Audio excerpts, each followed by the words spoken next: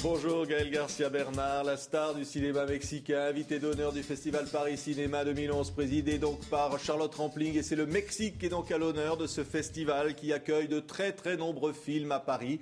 Et c'est un grand plaisir évidemment de vous y accueillir parce que vous représentez le renouveau, le dynamisme de ce cinéma mexicain avec évidemment les films dont vous êtes l'acteur, mais aussi évidemment parfois le producteur, le réalisateur, l'homme qui a créé des festivals de documentaires entre autres. Qu'est-ce que ça vous fait à vous, Gaël Garcia Bernal, d'être aujourd'hui à Paris, représenter le Mexique dans ce festival? Bueno, bonjour, bonsoir le monde. No, merci pour l'invitation. Estoy feliz de estar acá en Paris. Je suis vraiment ravi d'être ici à Paris. C'est un honneur, bien sûr. C'est quelque chose que je n'aurais jamais imaginé. Je ne pensais même pas faire du cinéma. Moi, je pensais que j'allais faire du théâtre. Le cinéma, c'est un peu un accident magnifique dans ma vie.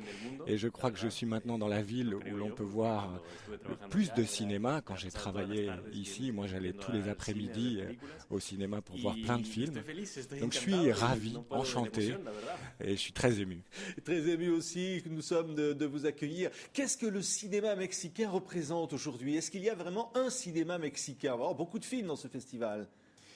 Pues, sí hay el cine mexicano de alguna manera. Le cinéma mexicain, ou en tout cas pour les Mexicains, a toujours eu une grande importance, surtout au début du siècle passé. L'institution gouvernementale qui a triomphé après la Révolution a été mise en place grâce au cinéma, d'une certaine manière. Donc il y a vraiment une grande culture d'aller au cinéma, d'aller voir des films. En 50 ans, il y a 50 ans, il y avait des grands studios, il y avait des grandes étoiles du cinéma mexicain, et puis ensuite un peu un passage à vide, et là il y a une résurrection du cinéma mexicain, en plus une résurrection un peu plus démocratique, grâce aux nouvelles technologies, et grâce au fait que les personnes n'ont pas besoin de demander une certaine autorisation pour faire des films.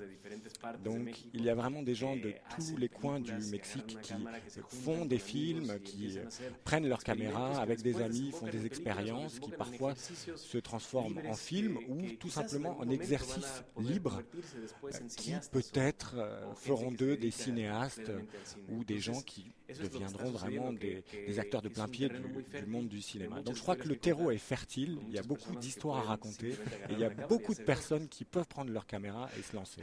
Eh bien c'est le cas de Miss Bala. Alors ça c'est pas un film de vous, hein, c'est un film de Gerardo Naranjo, mais c'est un film que vous produisez. On en voit ici un extrait.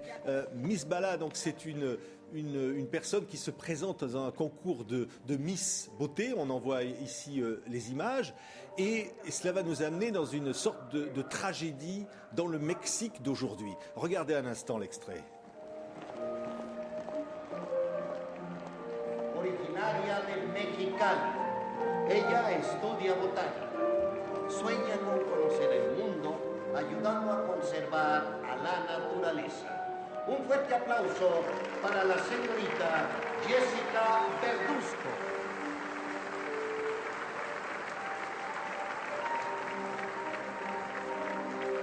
Embajadora de esta gran ciudad, estudia pedagogía y sueña con ayudar a su hermano a prepararse como profesionista. Un fuerte aplauso para Laura Guerrero. Là, c'est elle, hein, Miss Bala. Et évidemment, on va voir aussi d'autres images de ce film. Elle va être prise envers elle, finalement, dans ce qu'est la réalité, une des réalités du Mexique d'aujourd'hui, c'est-à-dire les cartels de drogue, la violence. Elle va être prise dans ce système. Sí. Definitivamente hay aspectos de la realidad que están muy marcados. Il y a des aspects de la réalité qui sont très très présents, qu'on a essayé d'inclure dans l'histoire. Parfois c'est assez arbitraire, je rappelle, c'est une fiction.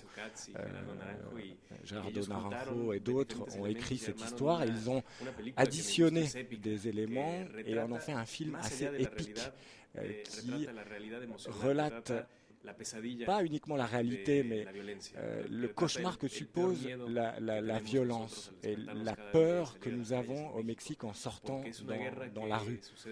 C'est une guerre de rue que vit le Mexique. Là, je parle de ceux qui veulent contrôler le trafic de drogue. C'est une guerre que l'on voit à la campagne, dans les écoles, dans les rues.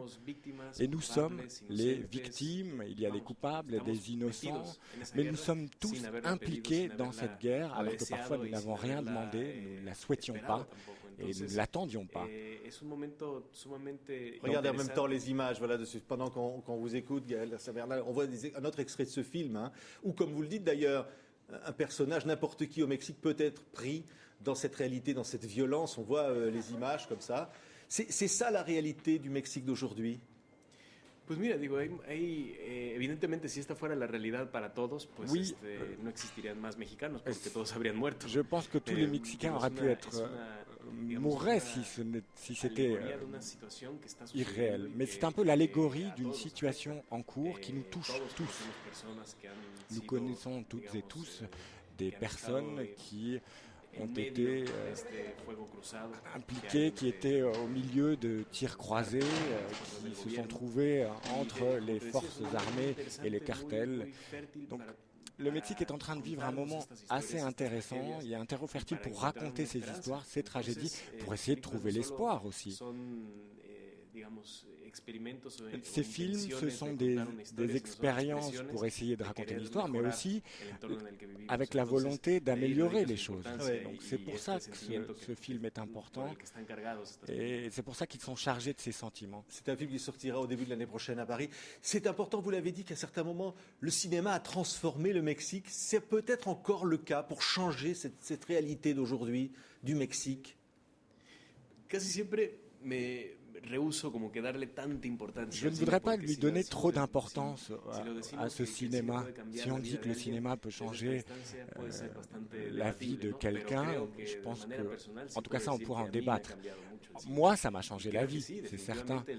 Et le cinéma, certains films peuvent être le catalyseur d'un changement qui est déjà en cours ou être le reflet de quelque chose qui est en train de se produire ou qui va se produire. Et cet événement n'était peut-être pas médiatisé, donc il l'est par le biais d'un film. Donc je suis ravi de voir que ce film va être projeté. J'attends de voir ce qui va se passer.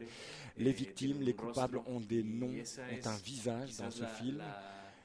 Et c'est peut-être les histoires qu'il faut raconter dans cette spirale de la violence. Il faut peut-être donner des noms, être moins distant, raconter des histoires, puisque c'est finalement une guerre que nous vivons toutes et tous, une guerre ridicule et très douloureuse. Et à Paris, c'est évidemment le cinéma qui triomphe, parce que vous êtes aussi une star. Et c'est ça qui est incroyable, parce qu'évidemment avec Almodovar, évidemment Carnet de voyage, évidemment avec Michel Gondry, évidemment tous ces rôles, tous ces personnages. Qu'est-ce que ça fait finalement d'être un peu un ambassadeur de votre pays à travers le monde ? Sin el salario, ¿no? Sans le salaire, peut-être, mais oui.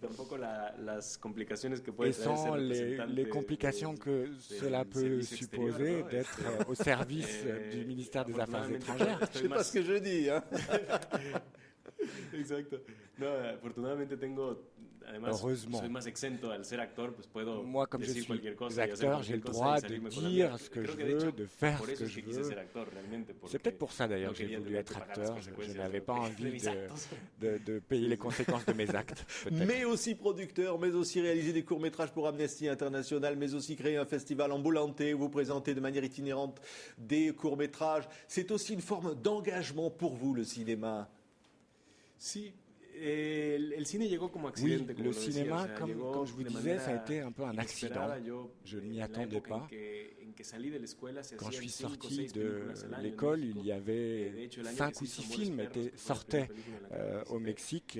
Il y a eu l'année d'Amour Chienne, par exemple, il n'y a eu que 6 films sortis au Mexique, 6 films mexicains. Donc moi, je pensais que ça allait être une expérience, ou peut-être 2 ou 3.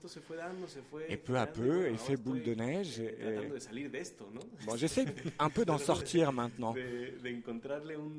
J'essaie de donner un sens à mon travail et à mon travail dans le cinéma.